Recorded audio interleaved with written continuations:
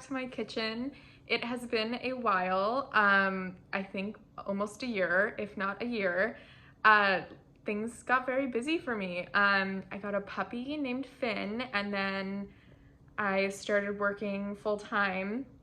So I had less time to make these lovely videos, but I continued to cook, and I'm super excited to be back doing these videos again, and hopefully I can be consistent with uploading. But today I'm super excited because I will be showing you how to make Malva pudding. Now, Malva pudding, as I know it, is a South African dish. It's a dessert. It's similar to a bread pudding, but there's actually no bread in it. But that's kind of like the closest example that I can think of. It's delicious, it's amazing. I wanted to give a bit of a background on it because I think that that is partly what makes these shows interesting and recipes interesting. And so I'll go ahead and try to give a little bit of a background on it, some history, and make it entertaining. So as I stated, I know this dessert from South Africa during my childhood there.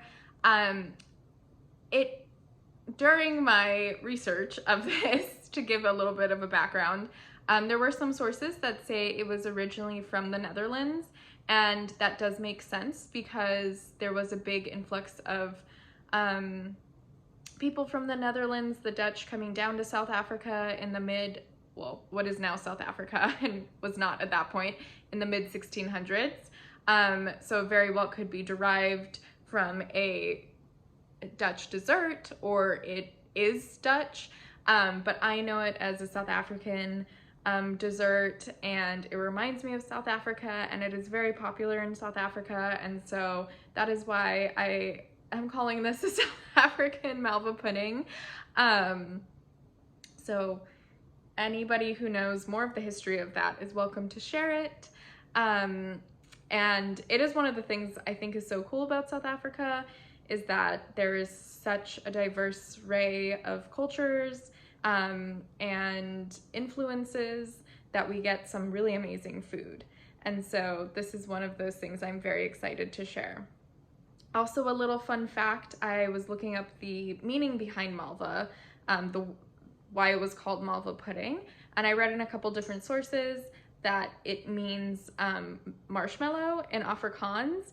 And then I did a little bit of a deeper dive into that, and Malva in Latin means mellow. And so you'll see once we make it that it makes a little bit of sense that it's named after the marshmallow,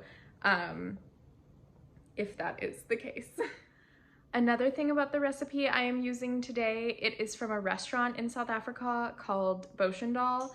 And so this is their recipe. I grew up going there with my family, and this was my all-time favorite Malva pudding as a kid. And so I'm super excited that my mom sent me over their recipe, and this is what I use every time I make Malva pudding. I do have another recipe for Malva pudding. They are very similar, but that is the recipe I will be using from the Boschendal Restaurant. So to start off, we are first going to take our egg, sugar, and jam and mix them together. We're going to beat it with a mixer, an electric mixer. If you don't have one, you can beat it by hand, but it is going to take about 15 minutes to do this beating. So I would suggest using an electric mixer. So I'm going to take my 1 cup of sugar, my 1 egg,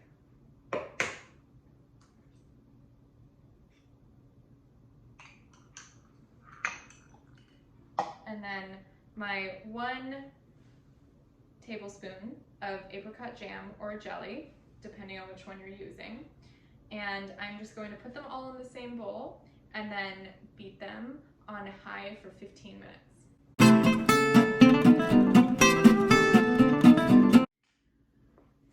Okay, so after beating the sugar, egg, and apricot jam or jelly together, you'll get a consistency like this. It's pretty thick.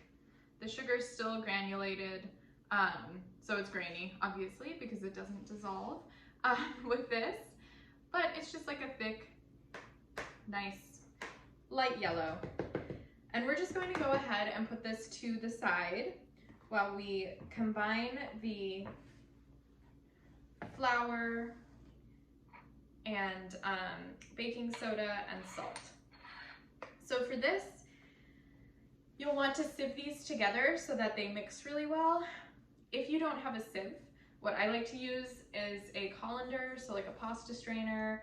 I just set it on top of the bowl and then pour all of these things into it.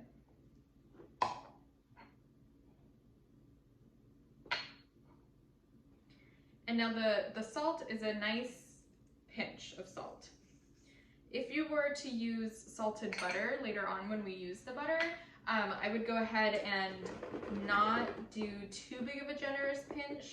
However, if you are using unsalted butter like I am, I go ahead and use a generous pinch of salt. Once the flour, baking soda, and salt are thoroughly mixed together, I'm gonna go ahead and melt my butter, which I have here, melted butter, and add the teaspoon of vinegar to it.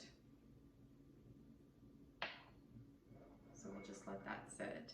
And then I'm going to take my sugar egg jam mixture, and I'm going to pour in my 1 cup of milk, alternating between this and the flour mixture as I stir.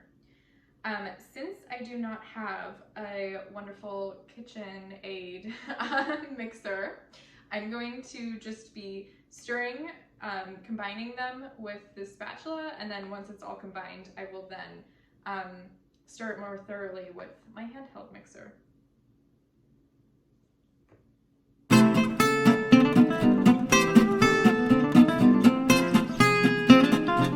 Okay, so now that the flour and milk are mixed in with the sugar mixture, I'm going to take the melted butter and vinegar, and I'm going to add that.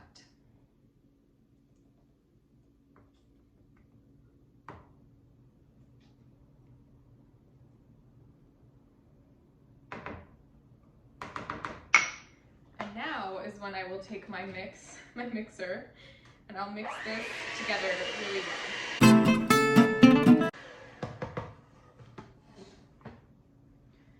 Now you'll be able to see that the texture here, it is not that thick. It is still pretty liquidy. So pretty much liquid. It has a little bit of thickness to it, but nothing like a dough. So this is how you want it. And then we're gonna go ahead and pour it into the baking dish. Now I just have my Pyrex baking dish. You can use a circular dish if you want. This is a rectangle. It's really up to you. And I'm just gonna go ahead and pour this in here.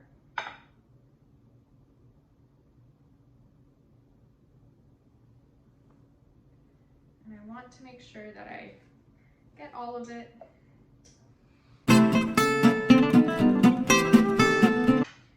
And then I'm going to pop this into the oven for an hour. I forgot to mention that you will want your oven to be at 350 degrees Fahrenheit. And then this just goes in there for an hour, and we'll get to the sauce and the custard afterwards.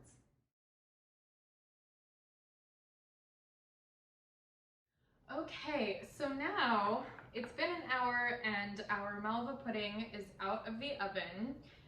You should cook it until it is a deep brown, a dark brown like this.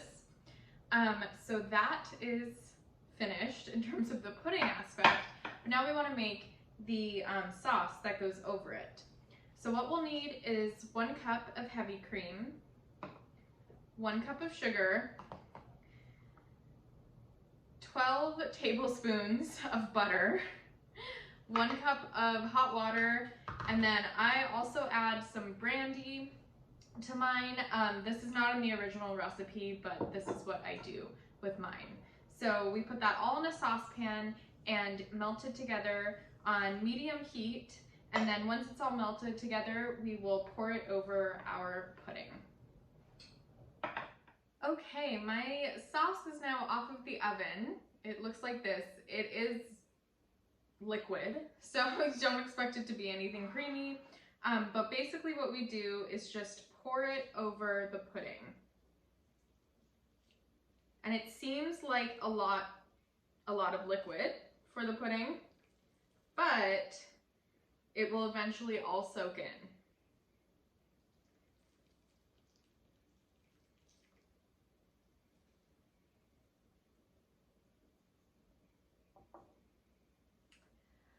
So I'm just gonna let this sit a little bit, it'll soak in, and then your Malva pudding will be ready to enjoy.